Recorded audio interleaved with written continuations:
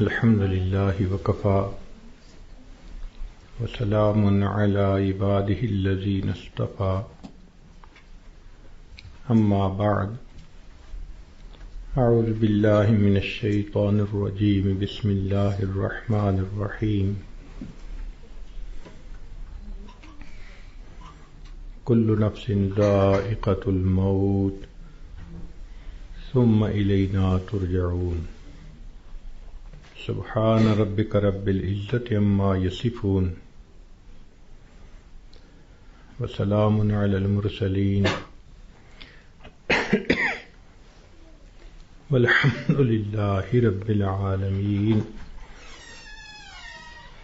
اللهم صل على سيدنا محمد وعلى آل سيدنا محمد وبارك وسلم اللهم صل على سيدنا محمد وعلى آل سيدنا محمد وبارك وسلم اللهم صل على سيدنا محمد وعلى آل سيدنا محمد وبارك وسلم. انسانی زندگی ہوا میں رکھے ہوئے چراغ کی مانند ہے. جس طرح ہوا میں رکھا ہوا چراغ ایک جھونکے کا محتاج ہوتا ہے، انسانی زندگی بھی ایک پل کی محتاج ہوتی ہے. زندگی کیا ہے تھرکتا ہوا ننھا سا دیا، ایک ہی جھونکا جسے آ کے بجھا دیتا ہے. یا سرے مژگاں غم کا تھرکتا ہوا آنسو، پلک چھپکنا جسے مٹی میں ملا دیتا ہے.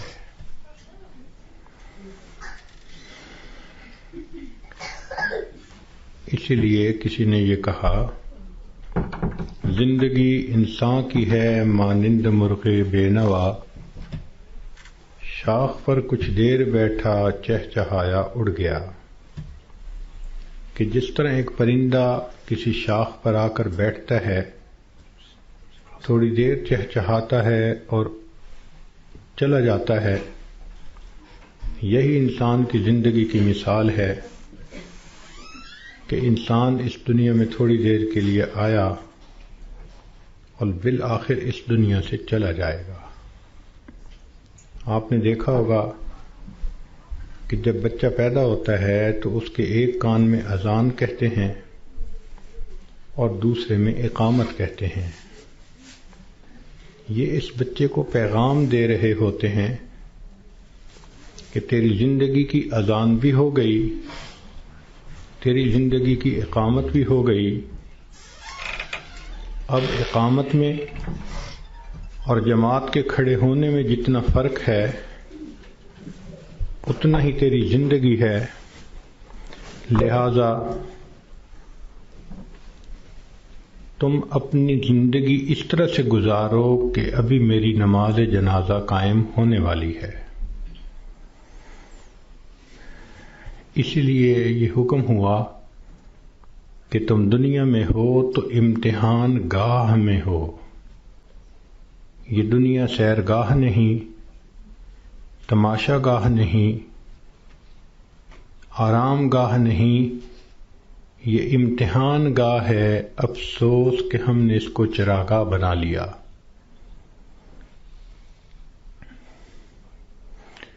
اللہ رب العزت نے مومن کا گھر آخرت میں بنایا ہے. اس کا انحصار انسان کے اعمال پر ہے. چنانچہ ہر انسان کا ایک گھر جنت میں بنتا ہے، ایک جہنم میں. جب موت کا وقت آتا ہے تو اگر وہ جنتی آدمی ہے تو اس کو اس کا جنت کا گھر دکھایا جاتا ہے. اس کے دل خوش ہوتا ہے اس کو دیکھ کے، اور اسی خوشی کے عالم میں اس کی روح کو قبض کر لیا جاتا ہے. اور برا انسان جب موت کے قریب پہنچتا ہے تو اس کو جہنم میں اس کا گھر دکھایا جاتا ہے، جس کی وجہ سے اس پر ایک خوف طاری ہوتا ہے. اور اسی خوف کی حالت میں اس بندے کی روح کو قبض کر لیا جاتا ہے۔ یہ بات ذہن میں رکھیے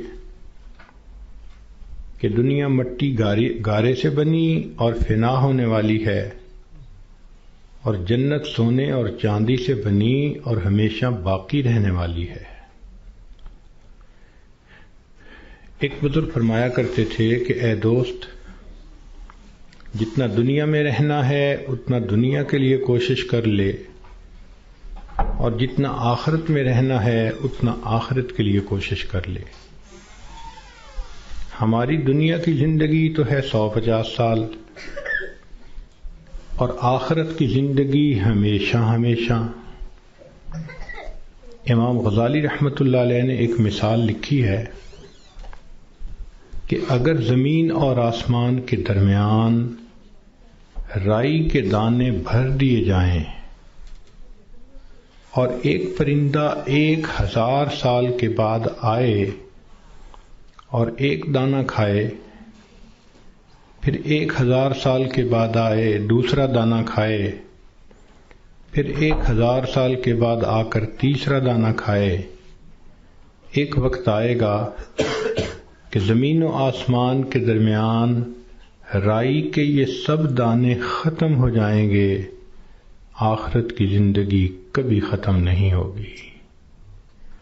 جب ہم نے اتنا وہاں جا کر رہنا ہے تو ہم سوچیں کہ ہمارے دن کی ترتیب کیا ہے۔ ہم تو اپنے 24 گھنٹے کا سکیجول ایسے بناتے ہیں کہ جیسے دنیا ہی میں رہنا ہے، اور آخرت کی تیاری کے لیے تو وقت ہی نہیں نکالتے۔ اسی کو غفلت کہتے ہیں اور اسی کو دھوکہ کہتے ہیں۔ اس لیے دنیا کا نام ہے دار الغرور، دھوکے کا گھر۔ اور یہ دھوکہ صرف جاہلوں کو اور ان پڑھوں کو نہیں لگتا، یہ پڑھے لکھے عقل مندوں کو بھی لگتا ہے۔ وہ دنیا کی زندگی میں ایسے مست ہو جاتے ہیں کہ نمازوں کی فرصت ہی نہیں ہوتی۔ غور کریں تو آج کا ہر انسان اپنی جنت سجانے میں لگا ہوا ہے۔ میرا گھر ایسے ہو، میرا بزنس ایسے ہو، بیوی ایسی ہو، بچے ایسے ہوں، گاڑی ایسی ہو۔ ہر بندہ اپنے ذہن کے اندر ایک جنت سجا کر اس کو بنانے میں لگا ہوتا ہے، اور اس کو یہ نہیں پتا کہ اللہ نے تو جنت آخرت میں سجائی ہے، دنیا میں تو ہم تیاری کے لیے تھے۔ اس کا اندازہ آپ کو اس بات سے ہوگا کہ آج ہر بندے کو یہ فکر ہوتی ہے کہ میرے بعد میرے بچوں کا کیا ہوگا۔ جس عورت کو دیکھ لو، جس مرد کو دیکھ لو، اس کے ذہن میں یہی فکر کہ میرے بعد میرے بچوں کا کیا ہوگا۔ کبھی ہم نے یہ بھی سوچا کہ بچوں کے مرنے کے بعد بچوں کا کیا ہوگا؟ تو ہماری سوچ تو ہے ہی دنیا کی۔ اسی لیے جب مرنے والا دنیا سے جاتا ہے تو اس پہ کوئی نہیں رو رہا ہوتا۔ کہتے ہیں کہ ایک نوجوان نیک آدمی تھا، وفات کے قریب گھر کے سارے لوگ رونے لگے۔ اس نے والد سے کہا کہ ابو کیوں روتے ہیں؟ اس نے کہا میرا جوان بیٹا فوت ہو رہا ہے، اب میرا سہارا کون بنے گا؟ ماں سے پوچھا، اس نے کہا بیٹا میں نے تمہیں پالا بڑا کیا، اب جب میرا وقت آیا کہ تم میری خدمت کرتے، تم جا رہے ہو۔ بیوی سے پوچھا، اس نے کہا کہ آپ میرے خامد ہیں، آپ فوت ہو گئے تو میری زندگی میں تو اندھیرا ہو جائے گا۔ بچوں سے پوچھا، انہوں نے کہا کہ ہمارے سر کا سایہ ہیں اور ہمارا سایہ ختم ہو گیا۔ اس نے کہا کہ اس کا مطلب یہ ہے کہ تم سب کے سب اپنے لیے رو رہے ہو، میرے لیے تو تم میں سے کوئی نہیں رو رہا. تو رونے والے بھی اپنے لیے روتے ہیں، مرنے والے کے لیے کون روتا ہے؟ الا ماشاء اللہ. اس لیے آج وقت ہے تیاری کرنے کا. جیسے اسکول میں امتحان ہوتا ہے، ایک اے پیپر ہوتا ہے، ایک بی پیپر ہوتا ہے. دونوں میں پاس ہو جائیں تو بس اگلی کلاس میں چلے جاتے ہیں. یہی ہمارا حال کہ دنیا کی زندگی میں ہمیں تیاری کا حکم دیا گیا. قبر میں جائیں گے تو اے پیپر ہوگا اور اس میں 3 کویسچن پوچھے جائیں گے. تیرا رب کون ہے؟ تیرے نبی علیہ السلام کون ہیں؟ تیرا دین کون سا ہے؟ اور جب انسان قیامت کے دن اٹھے گا تو پھر اس کا بی پیپر لیا جائے گا، اور بی پیپر کے اندر 4 کویسچن ہوں گے. تم نے زندگی کیسے گزاری، جوانی کیسے گزاری، کدھر سے کمایا، کہاں پہ خرچ کیا، اور تم نے اپنے علم پہ کتنا عمل کیا. جو اے پیپر بی پیپر دونوں میں کامیاب، اس کو اللہ رب العزت پھر جنت کا گھر عطا فرما دیں گے. مگر اس کا یہ مقصد نہیں کہ جی ہمیں تو ان سوالوں کے جوابات کا پتہ ہے تو ہم موت کے وقت جواب دے لیں گے. ایسا نہیں ہوگا. جیسے زندگی گزری ہوگی ویسا انسان قبر میں جواب دے سکے گا. جس نے دنیا میں نمازیں نہ پڑھیں، جو بے پردہ پھرتی رہی، جس نے غیبت کی، لوگوں کے دل دکھائے، اللہ کی بندیوں کے لیے جو وبال جان بن کر پھرتی رہی، جب یہ قبر میں جائے گی تو یہ نہیں کہہ سکے گی کہ میرا دین اسلام ہے. اس کا تو طرز زندگی ہی اور تھا، تو اسلام کا نام کیسے لے سکے گی؟ جو بے پردہ پھرتی ہے وہ کیسے کہہ سکے گی کہ میں نبی علیہ الصلوۃ والسلام کو اپنا نبی مانتی ہوں، ان کی تعلیمات کو اپنایا نہیں، ان کی سنتوں کی طرف دھیان نہیں دیا، تو کیسے جواب دے سکیں گے؟ تو اس لیے کتنے لوگ ہوتے ہیں جو موت کے وقت کلمہ پڑھنا چاہتے ہیں، پڑھ نہیں پاتے. چنانچہ ایک ڈاکٹر ہیں، ڈاکٹر نور محمد صاحب، ملتان کے ہیں. انہوں نے زندگی کے 35 سال ایمرجنسی وارڈ کے اندر ڈیوٹی کی. انہوں نے موت کے اوپر ایک کتاب لکھی ہے. اس میں وہ لکھتے ہیں کہ ایمرجنسی وارڈ میں تو لوگ آتے ہیں جو آخری لمحوں پر ہوتے ہیں اور بہت سارے فوت بھی ہو جاتے ہیں. تو جب بھی کوئی ایسا بندہ میرے سامنے آتا میں اسے کلمہ پڑھنے کی تلقین کرتا. وہ کہتے ہیں کہ میرا تجربہ یہ ہے کہ 100 میں سے 95 بندوں کو کلمہ پڑھنا نصیب نہیں ہوتا. تو ان سے پوچھا گیا کہ کیسے؟ وہ کہنے لگے کہ پہلے تو مجھے سمجھ نہیں لگتی تھی کہ یہ کیوں نہیں اونچا کلمہ پڑھتے جبکہ میں ان کو پڑھا بھی رہا ہوں. پھر ایک بندے کو میں نے کہا کہ تمہیں ہارٹ پرابلم ہے، ہارٹ اٹیک ہے، تو میں تم سے پوچھوں گا کہ تم کلمہ پڑھو، اور اگر تم نہ پڑھ سکو گے تو میں پوچھوں گا کہ تم پڑھنا چاہتے ہو، پڑھ نہیں پا رہے؟ اس نے کہا بہت اچھا، میں جواب دوں گا. جب اس کی آخری کیفیت آئی تو میں نے اس سے پوچھا تو اس نے اشارے سے بتایا کہ میری زبان پہ فالج پڑ گیا ہے، اب میں بولنا بھی چاہتا ہوں، میری زبان بولتی نہیں. آج اللہ نے زبان کا کنٹرول ہمیں دیا. ہم چاہیں تو ایک دن میں 1000 دفعہ کلمہ پڑھ سکتے ہیں، لیکن جس عورت نے جیتے جاگتے کلمہ پڑھا ہی نہیں، دن گزر گئے، ہفتے گزر گئے، مہینے گزر گئے، زبان پہ کلمے کا ورد جاری ہی نہیں ہوتا، دنیا کی باتیں، دنیا کی باتیں، دنیا کے فیشن، تو موت کے وقت اچانک کلمہ کیسے جاری ہو جائے گا؟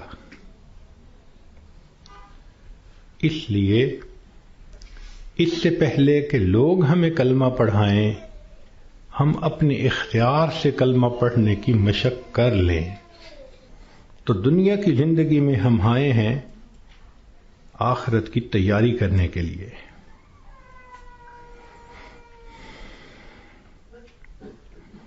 ہماری مثال ایسی ہے کہ جیسے ایک آدمی کا ویزا لگ چکا ہو اور وہ بورڈنگ پاس لے کر لاؤنج کے اندر پہنچ گیا ہو اور اپنی فلائٹ کے اناؤنس ہونے کا انتظار کر رہا ہو۔ ہم نے دیکھا کہ لاؤنج میں لوگ بیٹھے ہوتے ہیں، ایک فلائٹ اناؤنس ہوتی ہے، کچھ اٹھ کے چلے جاتے ہیں، پھر دوسری اناؤنس ہوتی ہے اور اٹھ کے چلے جاتے ہیں، نئے آتے رہتے ہیں اور یہ اٹھ کے جاتے رہتے ہیں۔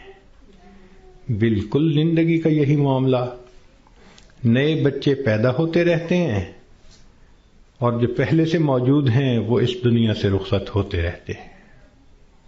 ہم سب کا موت کا ویزا لگ چکا، ہم لاؤنج میں ہیں، کب ہماری فلائٹ ہے یہ بھی ہمیں پتہ نہیں۔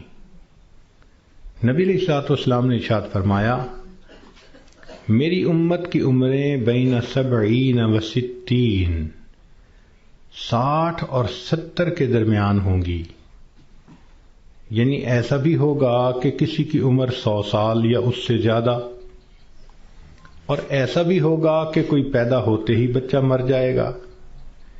تو جب اوسط نکالیں گے تو گراس ایوریج اس امت کی 60 سے 70 سال بنے گی۔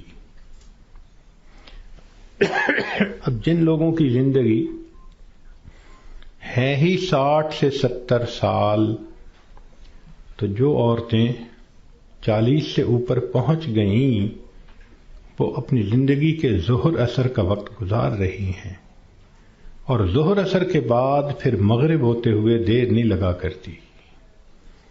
ہم نے خود تجربہ کیا ہے کہ کئی کام اکٹھے ہوتے ہیں تو سوچتے ہیں کہ ہم چھٹی کے دن کریں گے، اور چھٹی کے دن جب صبح ہوتی ہے تو دل میں بڑا مان ہوتا ہے، لمبا دن پڑا ہے، کوئی بات نہیں۔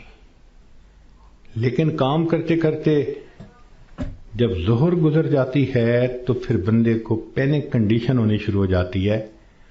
وہی بندہ جو تسلی میں تھا کہ لمبا دن پڑا ہے، اب ہاتھ پاؤں پھول رہے ہوتے ہیں اور وہ کہتا ہے جی دن تو نکل گیا، جلدی سے کام سمیٹو۔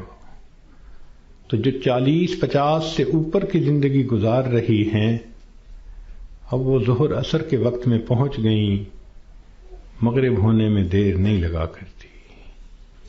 اس لیے بہتر ہے کہ ہم موت سے پہلے موت کی تیاری کر لیں۔ اللہ رب العزت چاہتے ہیں تو بندے کو ڈاکٹر کے قدموں میں موت دے دیتے ہیں، اور اگر چاہتے ہیں تو بندے کے نام مردوں کی فہرست سے نکلوا دیتے ہیں۔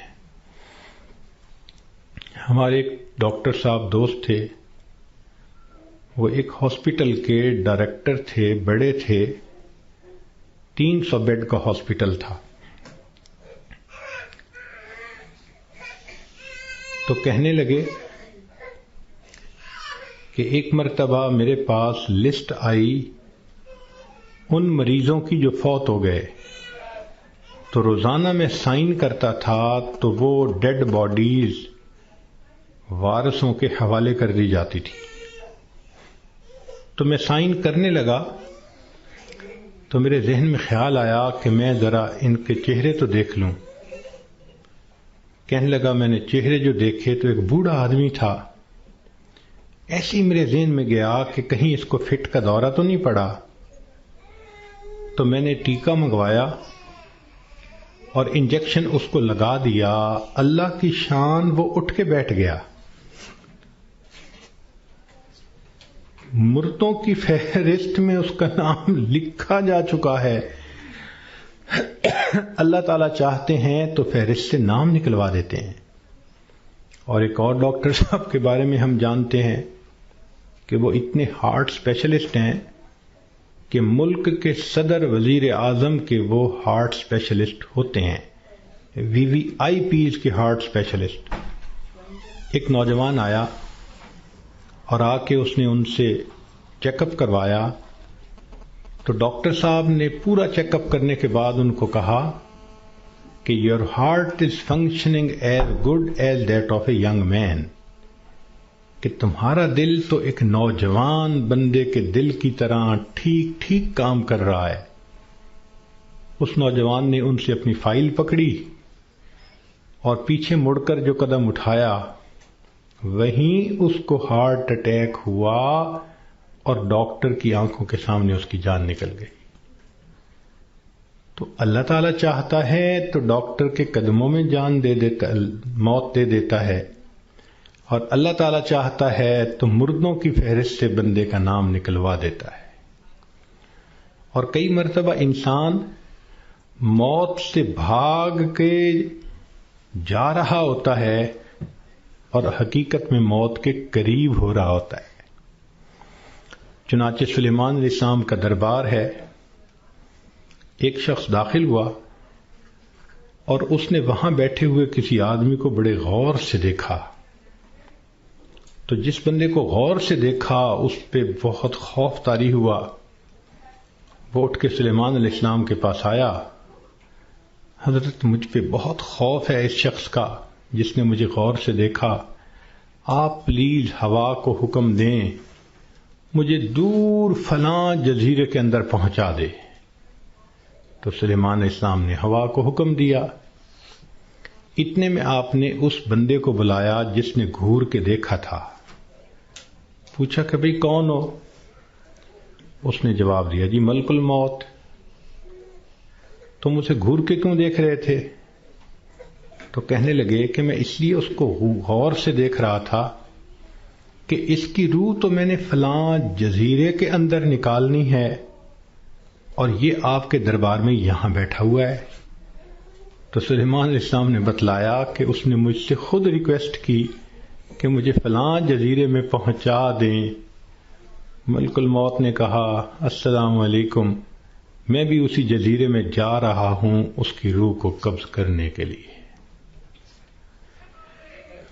بنی اسرائیل کے 5-6 آدمی سفر پہ 7 آدمی سفر پہ جا رہے تھے، اچانک بارش شروع ہو گئی، بجلی چمکنے لگ گئی، اتنی خوفناک بجلی چمک رہی تھی کہ ان کو یہ خیال ہوا کہ آج یہ ہم میں سے کسی نہ کسی کو لے کے جائے گی۔ وہ ایک غار کے اندر چھپ گئے، مگر بارش بھی نہ تھمتی تھی اور بجلی چمکنا بھی نہ رکتی تھی۔ تو انہوں نے فیصلہ کیا کہ بھئی ایسے کرو، ایک ایک کر کے باہر نکلو، جس کو بجلی نے جلانا ہوگا وہ جلا دے گی تو باقی تو سکون کا سفر کر سکیں گے۔ چنانچہ ایک نکلا، بجلی چمکی مگر اس کو جلایا نہیں، وہ واپس آ گیا۔ پھر دوسرا نکلا، خیریت سے واپس آ گیا، تیسرا نکلا، چوتھا نکلا، 6 نکلے اور 6 کے 6 کو بجلی نے نہیں جلایا، ایک باقی رہ گیا۔ سب کہنے لگے کہ تو منحوس ہے، بدبخت ہے، تیری وجہ سے یہ ساری مصیبت آئی ہوئی ہے، نکل باہر۔ اس نے کہا میں نہیں نکلتا۔ سب زور لگا رہے ہیں، کہہ رہے ہیں، لڑ رہے ہیں کہ نکل باہر، وہ کہتے نہیں نکلتا۔ وہ ایسا وہاں پر جمع کہ اس نے کہا جو مرضی کر لو، میں غار سے باہر نہیں نکلوں گا۔ تو کچھ دیر کے بعد ان کے ذہن میں خیال آیا کہ اگر یہ باہر نہیں نکلتا تو ہم تو سب ایک ایک کر کے نکل چکے، چلو ہم نکلتے ہیں اور ہم سفر پہ چلتے ہیں، یہ اندر ہی رہے۔ جیسے ہی وہ 6 کے 6 باہر نکلے، بجلی چمکی اور 6 کے 6 کو موت آ گئی۔ اب یہ سب دھکیل رہے تھے 7ویں کو، اور ان کو یہ نہیں پتا تھا کہ موت کا وقت تو ہمارا قریب آ چکا۔ کہتے ہیں کہ 2 چور کسی گھر میں آئے چوری کرنے کی نیت سے، تو ایک بڑھیا اور بوڑھا کمرے میں سوئے ہوئے تھے۔ انہوں نے ان دونوں کو رسیوں سے باندھ دیا چارپائیوں کے ساتھ، اور دونوں کی چارپائیاں اٹھا کر صحن میں رکھ دیں، منہ پہ ٹیپ لگا دی تاکہ ہم کمرے میں تسلی کے ساتھ سامان کو کھولیں گے اور قیمتی سامان کو لے جائیں گے۔ جیسے میاں بیوی کی چارپائیاں انہوں نے صحن میں رکھیں، یہ کمرے کے اندر گئے کہ ہم چوری کرتے ہیں، اچانک کمرے کی چھت گری اور یہ دونوں چور دب کر مر گئے۔ محلے والے آ گئے، شور ہوا تھا۔ اب وہ حیران کہ میاں بیوی تو رسیوں سے بندھے ہوئے ہیں۔ ان سے پوچھا بھئی تمہیں باہر کس نے نکالا؟ ان کا ہمیں تو پتہ نہیں، ہم تو اندر سوئے ہوئے تھے۔ ان کو کھولا گیا، جب ملبہ ہٹایا گیا تو اس کے اندر 2 چوروں کی لاشیں دبی ہوئی تھیں۔ پتہ چلا کہ چور ان کو نکال رہے تھے کہ ہم چوری کریں گے، اور ان کو یہ نہیں پتا تھا کہ ہم اپنی موت کا خود انتظام اپنے ہاتھوں سے کر رہے ہیں۔ تو انسان کئی مرتبہ موت سے دور بھاگتا ہے، اور حقیقت میں وہ موت کے قریب سے قریب تر ہو رہا ہوتا ہے۔ اس لیے ہمیں چاہیے کہ ہم موت کی تیاری کریں۔ مہلت ہر ایک کو ملی ہے، کسی کو کم کسی کو زیادہ۔ اس مہلت سے جو فائدہ اٹھائیں وہ خوش نصیب انسان ہے۔ اس دنیا میں آپ کو اللہ کا منکر تو مل جائے گا، رسالت کا منکر بھی مل جائے گا، دین کا منکر بھی مل جائے گا۔ اس دنیا میں آپ کو موت کا منکر کوئی نہیں مل سکتا۔ دہریے سے دہریہ بھی ہوگا تو یہ مانے گا کہ ایک دن مجھے موت آنی ہے۔ جب موت آنی ہی ہے تو کیوں نہ انسان اس کے لیے تیاری کر لے۔ اور موت کی تیاری یہ نہیں کہ انسان جاگنگ کرے اور ویٹ لفٹنگ کرے اور ایکسرسائز کرے، نہیں۔ موت کی تیاری یہ ہے کہ انسان اپنے پچھلے گناہوں سے توبہ کر لے، آئندہ نیکوکاری کی زندگی گزارنے کا ارادہ کر لے، اور جو لوگوں کے حقوق اس پر ہیں ان سے معافی مانگ لے۔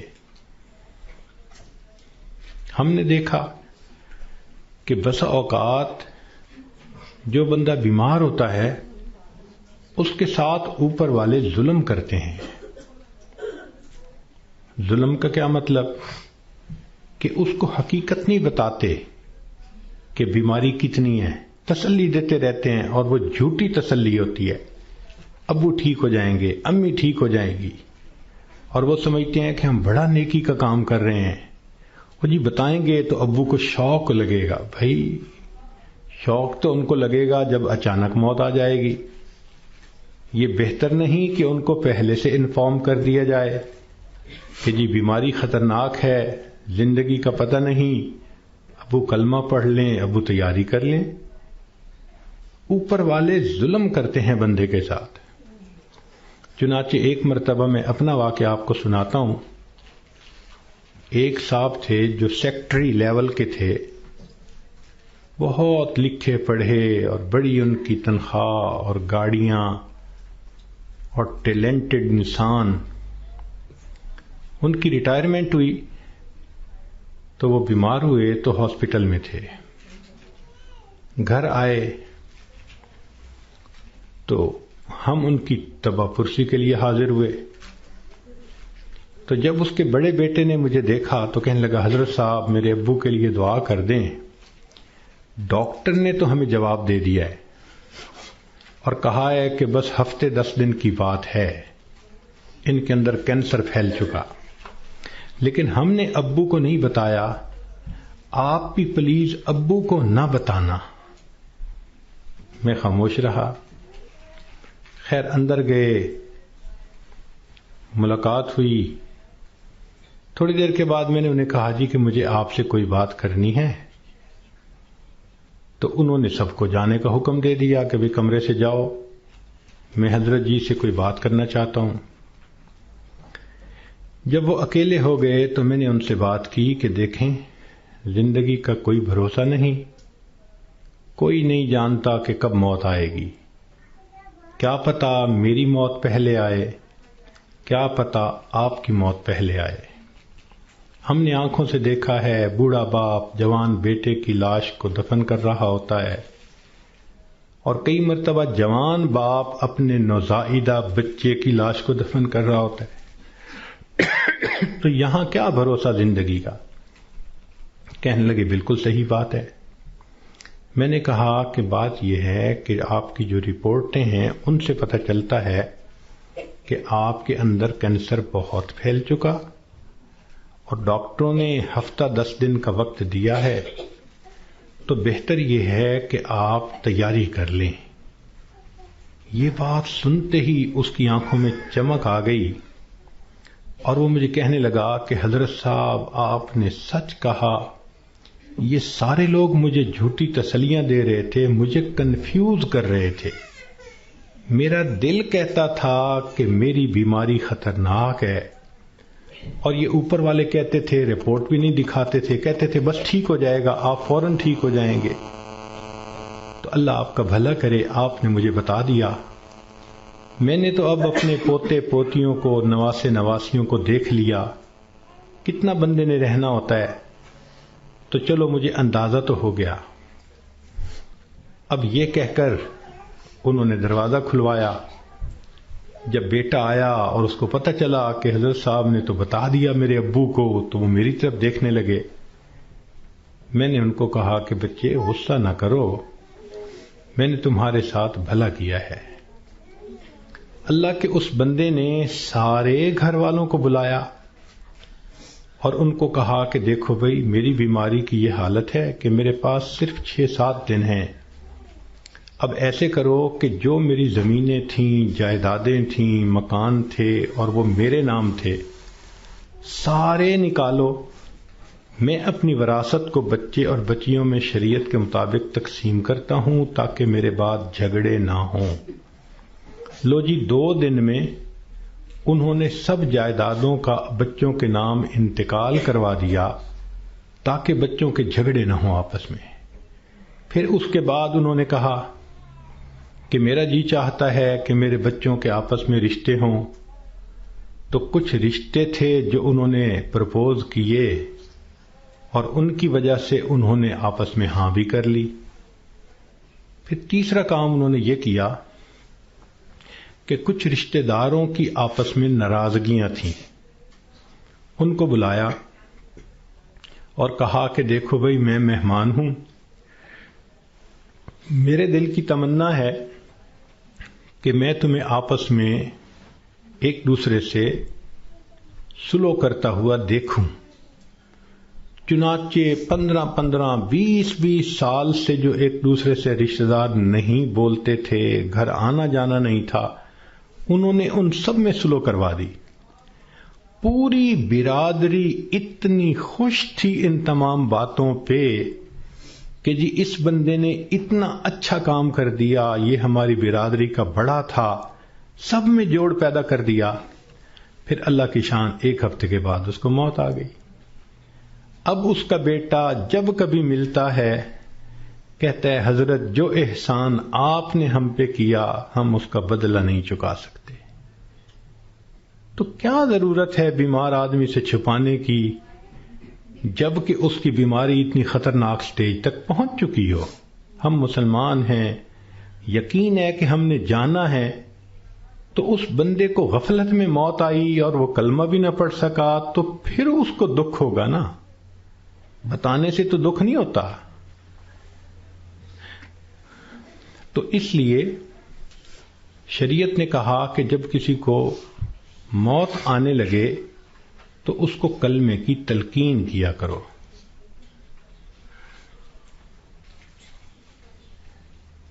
ہم نے یہ دیکھا ہے کہ ادھر بندے کے آخری لمحہ ہوتا ہے اور ادھر بیوی جو ہے آگے بڑھتی ہے اور بیٹی کو کرتی ہے.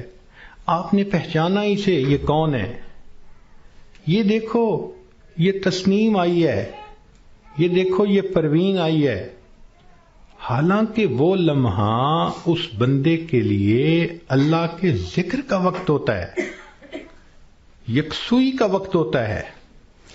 تو یہ مسئلہ سمجھ لیں کہ جب کسی مریض یا مریضہ کو دیکھیں کہ اب آخری لمحے ہیں، مت تعارف کریں اور کروائیں. ساری زندگی اس کو تعارف ہوتا رہا، اب تو رب سے تعارف ہونے کا وقت ہے. اب کیوں اس کو غافل کرتے ہیں؟ کیوں اس کی توجہ کو ہٹاتے ہیں؟ کہتے ہیں کہ ایک بزرگ تھے، 3 سال کی بیٹی تھی، حفصہ اس کا نام تھا. ایک دن ان کے اوپر ہارٹ اٹیک ہوا اور وہ اسی کنڈیشن میں آنکھیں بند کر کے اللہ سے لو لگا کے پڑے ہوئے تھے. وہ حفصہ آئی اور دستور کے مطابق چارپائی پر چڑھی، ان کے سینے کے اوپر لیٹ گئی اور ان کی آنکھیں کھولنے لگی، باتیں کرنے لگی. وہ خاموش رہے. تو حفصہ کہنے لگی، ابو آپ مجھ سے بات نہیں کرتے، لو میں بھی آپ سے بات نہیں کرتی، میں نے آپ سے کاٹی کر دی. یہ کہہ کے وہ بچی دوسرے کمرے میں چلی گئی اور وہاں جا کے اس نے رونا شروع کر دیا. ماں نے دیکھا بیٹی رو رہی ہے تو وہ آئی، بیٹی کیوں رو رہی ہو؟ اس نے کہا ابو مجھ سے نہیں بولتے، میں ابو سے نہیں بولتی. تو ماں اپنی بیٹی کو اٹھا کے لائی اور ان کے پاس آ کر کہنے لگی، دیکھیں نا آپ حفصہ سے نہیں بول رہے، یہ آپ سے ناراض ہو گئی ہے، آپ حفصہ کو منا لیں. تو جب اس نے یہ بات کہی نا کہ آپ حفصہ کو منا لیں، تو ان بزرگوں نے آنکھ کھولی، فرمانے لگے کون سی حفصہ اور کیسی حفصہ، ہم نے تو اپنے یار کو منا لیا، لا الہ الا اللہ محمد الرسول اللہ، اور ان کی روح پرواز کر گئی. تو آخری وقت میں تو یہ حفصاؤں کو پیچھے رکھیں، اس کو کلمہ یاد دلائیں، اس کا آخری لمحہ ہوتا ہے. زندگی میں تھوڑی محبتیں اس نے دکھائیں اور محبتیں کیں، آخری وقت میں تو بندے پہ ظلم ہو رہا ہوتا ہے کہ اس کی توجہ اللہ کی طرف سے ہٹا کے دنیا کی طرف لگا رہے ہوتے ہیں. تو یہ ذہن میں رکھیں کہ جب کسی کو دیکھیں کہ اب آخری لمحہ ہے تو بس کلمہ پڑھیں اس کے سامنے، ذرا مناسب آواز سے لا الہ الا اللہ پڑھیں تاکہ اس کو کلمہ یاد آ جائے اور اللہ اس کو پڑھنے کی توفیق عطا فرمائے. اور یہ بھی ذہن میں رکھیں کہ ایک غلطی اور بھی ہوتی ہے کہ جب کسی کا آخری وقت قریب آتا ہے نا، اللہ ان ڈاکٹروں کو ہدایت دے، یہ اس کو نشے کا ٹیکہ لگا دیتے ہیں اور اپنے ذہن میں سوچتے ہیں کہ اس کو تکلیف نہیں ہوگی. او اللہ کے بندے، تم نے نشے کا ٹیکہ لگا دیا، یہ کلمہ کیسے پڑھ سکے گا؟ ساری زندگی جس کی تمنا رہی کہ میں آخری وقت میں کلمہ پڑھ کے جاؤں، تم اس کو بے ہوش کر دو گے تو اس نعمت سے محروم کر دو گے. اس لیے جب آپ دیکھیں کہ اب آخری وقت ہے تو ڈاکٹروں کو منع کر دیں، ہاسپٹل میں ہوں، گھر میں ہوں، ڈاکٹر کو سختی سے کہیں کہ ڈاکٹر صاحب اس وقت آپ نے نشے کا ٹیکہ نہیں لگانا، تاکہ ہوش کے ساتھ یہ کلمہ پڑھ کے ایمان کے ساتھ دنیا سے رخصت ہو. اس وقت کی جو تکلیف ہوتی ہے وہ تو گناہوں کی معافی ہو جاتی ہے. تو یہ بھی غلطی ہو جاتی ہے، اس کا بھی بڑا خیال رکھیں. اور ایک آخری بات کہ ہم نے دیکھا کہ لوگ جب میت کا جنازہ پڑھتے ہیں تو اس وقت اعلان کرواتے ہیں، اور جی اگر لین دین کا معاملہ ہو تو ان کے بیٹوں سے کر لو، اور اگر کسی کا کچھ دکھ دیا ہو، دل دکھایا ہو تو پلیز اللہ کے لیے سب معاف کر دیں. تو پہلی بات تو یہ بتائیں کہ جن کا اس نے دل دکھایا کیا وہ اس کا جنازہ پڑھنے آئے ہوں گے؟ اور دوسری بات کہ اگر اس نے رشتہ دار عورتوں کا دل دکھایا تو عورتیں تو ویسے ہی جنازہ پڑھنے نہیں آتی. تو موت کے بعد اعلان کروانے کا اتنا فائدہ نہیں. لطف اور مزہ تو یہ ہے کہ زندگی میں یہ معافی مانگے. کم لوگ ہوتے ہیں جو اپنی زندگی میں لوگوں سے معافی مانگ لیتے ہیں. ہمارے ایک بزرگ تھے، سفید ریش ہو گئے تھے. ان کی ایک خوبصورت عادت تھی، وہ جس کسی سے ملتے تو الوداع ہوتے ہوئے فرماتے، آپ کے تو میرے اوپر بہت حقوق ہیں، میں کمزور ہوں، ادا نہیں کر سکا، آپ مجھے اللہ کے لیے معاف کر دیں. شریعت کہتی ہے کہ جب کہنے والے نے یہ کہا اور سننے والے نے آگے سے مسکرا دیا تو بس اس نے گویا معاف کر دیا. وہ ہر کسی سے معافی مانگتے تھے، بڑے سے بھی، چھوٹے سے بھی، ہر کسی سے. تو مرد بھی اس عادت کو اپنائیں، عورتیں بھی اس عادت کو اپنائیں. بیوی خاوند سے معافی مانگ لے، خاوند بیوی سے معافی مانگ لے، بچے آپس میں ایک دوسرے سے معافی مانگ لیں. یہ معافی مانگنے کی عادت اچھی عادت ہے، اس میں کوئی شان گھٹ نہیں رہی ہوتی کہ بندہ کہہ دے جی مجھ سے تو بہت کوتاہیاں ہوئیں اور اگر آپ ہرٹ ہوئے پلیز آپ مجھے معاف کر دیں. بلکہ بعض تو بچیوں کو یہ ایسی عادت پڑ جاتی ہے کہ وہ جس کسی سے بات کرتی ہیں، بیٹھتی ہیں، ہر ایک سے معافی مانگ لیتی ہیں. تو یہ بھی ایک بہت اچھی عادت ہے کہ دنیا کے معاملات کو انسان دنیا میں ہی سمیٹ جائے. کون ہے جو آخرت میں جواب دینے کے قابل ہو سکے؟ تو آج وقت ہے تیاری کرنے کا، اور اس کو کہتے ہیں موت کی تیاری، کہ انسان گناہوں کو چھوڑے، نیکیوں کو اپنائے، زندگی شریعت کے مطابق بنائے. جتنے دل لوگوں کے حقوق میں کوتاہی کی، غیبت کی، دکھ دیا، ان سب سے معافی مانگ لے. جس بندے نے ایسا کر لیا اور اپنی توجہ کو اللہ کی طرف کر لیا، اس نے گویا اپنی موت کی تیاری کر لی. اب جب موت آئے گی اس کے لیے خوشیوں کے دروازے کھلتے چلے جائیں گے. تو ہمیں چاہیے کہ ہم موت کے لیے تیار رہیں. ہمیں نہیں معلوم کہ ہمیں کس حال میں موت آئے گی. میں اپنی بات کو ذرا سمیٹنا چاہ رہا ہوں. امید ہے کہ آپ توجہ سے بات سنیں گی. کہ ایک شخص کو دشمنوں نے قتل کیا اور نہر میں پھینک دیا، اور اس کی لاش پانی کے اندر کئی دن ڈوبی رہی. جب وہ اوپر آئی سطح پر تو اتنی پھول گئی تھی کہ بندے کی پہچان ممکن ہی نہیں تھی، شکل ہی بدل گئی تھی. پولیس والوں کو پتہ چلا، انہوں نے آ کے لاش نکالی، اور جب دیکھا کہ پہچان ہی نہیں ہوتی تو انہوں نے قریبی بستی والوں کو بلایا اور کہا کہ بھئی اس کو نہلا دو، کفنا دو، مسلمان تو ہے. چنانچہ امام صاحب نے کہا کہ جی میں نہلا تو دوں گا، میرے پاس کفن کے پیسے تو نہیں ہیں، مجھے کفن کے پیسے دے دو. ایک بندے نے کہا کہ جی اعلان کر دو. ذرا سنیں، مسجد میں اعلان ہوا، بھائی لاوارث نعش ہے، کفن خریدنا ہے، چندہ لاؤ. کوئی روپیہ لایا، کوئی 2 لایا، کوئی 5 لایا. آدھے گھنٹے تک اعلان ہوتا رہا کہ لاوارث لاش ہے، کفن خریدنا ہے. آدھے گھنٹے کے بعد پھر جا کر پیسے پورے ہوئے، کفن خریدا گیا، اس کو نہلایا گیا، کفنا دیا گیا، جنازہ پڑھایا گیا. جنازہ پڑھتے ہوئے ایک آدمی کی آنکھ میں بھی آنسو نہیں تھے، اس لیے کہ کوئی جانتا ہی نہیں تھا یہ کون ہے. جب اس کو دفن کیا گیا تو 3 مہینے کے بعد کیس کی حقیقت کھلی. تب پتہ چلا کہ وہ سرگودا کے علاقے کا ایک ذمہ دار تھا. 4 مربع اس کے باغات تھے، کروڑوں کی سالانہ آمدنی تھی. کوئی 6 کروڑ روپیہ اس کے بینک بیلنس کے طور پہ موجود تھا اور اس کے 4 جوان العمر بیٹے تھے. اس لینڈ لارڈ نے کبھی سوچا بھی نہیں ہوگا کہ میں کروڑوں پتی بندھا جب دنیا سے جانے لگوں گا تو چندے کا کفن لے کے جاؤں گا. اس کو کہتے ہیں وارث مان نہ کری وارثاں دا رب بے وارثا کر مار دئی.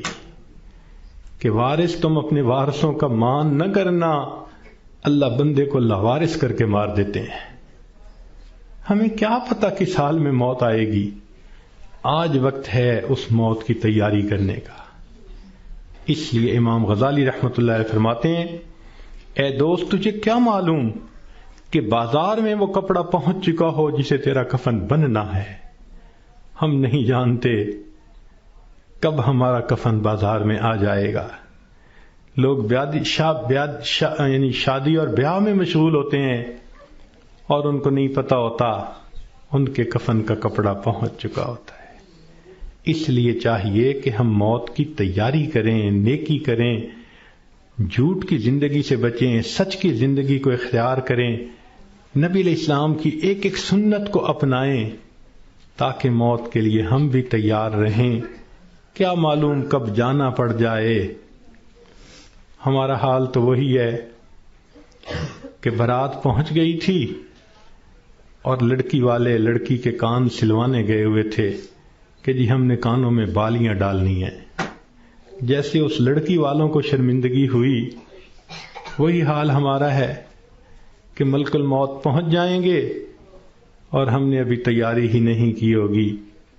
ہم نے کتنی بار آنکھوں سے دیکھا جوان العمر بیٹا چارپائی کے اوپر لیٹا ہوا ہوتا ہے، ماں آگے بڑھتی ہے بیٹے تجھے کیا ہوا مجھے بتاؤ تو صحیح. بیٹا خاموش ہوتا ہے. ماں رو کر کہتی ہے بیٹے تم تو میری ہر بات پہ لبیک کہا کرتے تھے، تم میرے اتنے فرما بردار بیٹے تھے، کیا ہوا؟ بیٹا اپنی اماں سے نہیں روٹھا کرتے، نہیں خفا ہوتے، بتاؤ تمہیں کیا ہوا؟ بچہ خاموش ہوتا ہے. بالآخر بیوی آگے بڑھتی ہے میرے سرتاج، میرے ہمراز مجھے تو بتائیے کیا ہوا. اگر آپ میری کسی بات پہ خفا ہیں میں آپ سے سوری کر لیتی ہوں، معافی مانگ لیتی ہوں، مجھے بتائیں کیا ہوا. نوجوان خاموش ہوتا ہے. بہن آگے بڑھتی ہے میرے ویر مجھے بتائیں تو صحیح کیا ہوا. خاموش ہوتا ہے. بہن کہتی ہے کہ مجھے بتائیں میں ابھی ڈاکٹر کو بلواتی ہوں، مگر جوان کوئی جواب نہیں دیتا. بیٹی آگے بڑھتی ہے ابو مجھے بتائیں تو صحیح کیا ہوا. ابو میں آپ کی بیٹی ہوں، میں آپ کی خدمت کے لیے 24 گھنٹے حاضر ہوں. کچھ کھانا ہے یا پینا ہے مجھے بتائیے، کوئی کام ہے مجھے بتا دیجئے. ابو مجھے بتائیں تو صحیح کیا ہوا. باپ خاموش ہوتا ہے. بیٹی روتی رہ جاتی ہے. ماں پھر آگے بڑھتی ہے بیٹے میں نے کال کر دی ہے، ابھی ڈاکٹر کو بلواؤں گی، تمہارا علاج کرواؤں گی. بیٹا خاموش ہوتا ہے. اسی خاموشی کی حالت میں ماں دیکھتی ہے آنکھیں کھلی رہ گئیں، روح نکل گئی. وہ اپنے کانپتے ہاتھوں کے ساتھ جوان بیٹے کی آنکھوں کو انگوٹھے رکھ دیتی ہے. اس ماں نے کبھی سوچا بھی نہ تھا میں بڑھاپے میں جوان بیٹے کی آنکھیں بند کروں گی. جب بچے کی روح نکل جاتی ہے سب رو رہے ہوتے ہیں، کہنا شروع کر دیتے ہیں میت کو فلاں کپڑے میں رکھ دو. تھوڑی دیر پہلے یہ کسی کا باپ تھا، یہ نوجوان کسی کا بیٹا تھا، کسی کا بھائی تھا، کسی کا خاوند تھا. اب کیا ہوا؟ سب نے اس کو میت میت کہنا شروع کر دیا. تو جواب ملے گا اصلی انسان تو چلا گیا، یہ اس کا جسم باقی ہے، اس کو بھی ہم اس کے اصلی گھر پہنچائیں گے. چنانچہ اس کو نہلا دیا جاتا ہے، کفنا دیا جاتا ہے اور جنازے کا اعلان کر دیا جاتا ہے. اس کو لینے کے لیے کئی رشتہ دار کمرے کے اندر آ جاتے ہیں. بھئی تم کیوں آئے ہو؟ ہم اس کو اس کے اصلی گھر پہنچانے کے لیے، بھئی یہ گھر بھی تو اسی کا تھا، اسی نے پلاٹ خریدا، اسی نے نقشے بنوائے، اسی نے کمرہ بنوایا، اسی نے یہ مکان بنوایا، ماربل لگوایا، کہاں کہاں سے فرنیچر ڈھونڈا، کہاں کہاں سے بجلی کی فٹنگ خرید کے لایا، ابھی تو دیواریں بھی میلی نہیں ہوئی، تم اس کو لینے آ گئے ہو۔ سب کہیں گے یہ تو عارضی گھر تھا، اصلی گھر تو آگے ہے، 2 گز زمین کا ٹکڑا، چھوٹا سا تیرا گھر ہے۔ سب اس کو کندھوں پہ اٹھا لیتے ہیں، رشتہ دار جمع ہیں، سب قبرستان تک پہنچ جاتے ہیں، جنازہ پڑھتے ہیں، پھر قبر میں اتارنے کا وقت آتا ہے۔ شریعت کا یہ حکم ہے کہ جو قریب ترین رشتہ دار ہو وہ قبر میں اتارے۔ ہم نے اپنی آنکھوں سے یہ منظر دیکھے، جوان بیٹے کو باپ قبر میں اتار رہا ہوتا ہے، بھائی کو بھائی قبر میں اتار رہا ہوتا ہے۔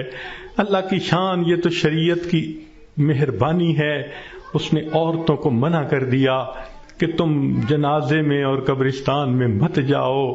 اگر کبھی عورتوں کو بھی حکم ہوتا کہ تم جاؤ اور اپنے بیٹے کو دفن کر کے آؤ، مجھے تو لگتا ہے کتنی مائیں ہوتی جو جوان بیٹے کے ساتھ خود بھی دفن ہونا پسند کرتی۔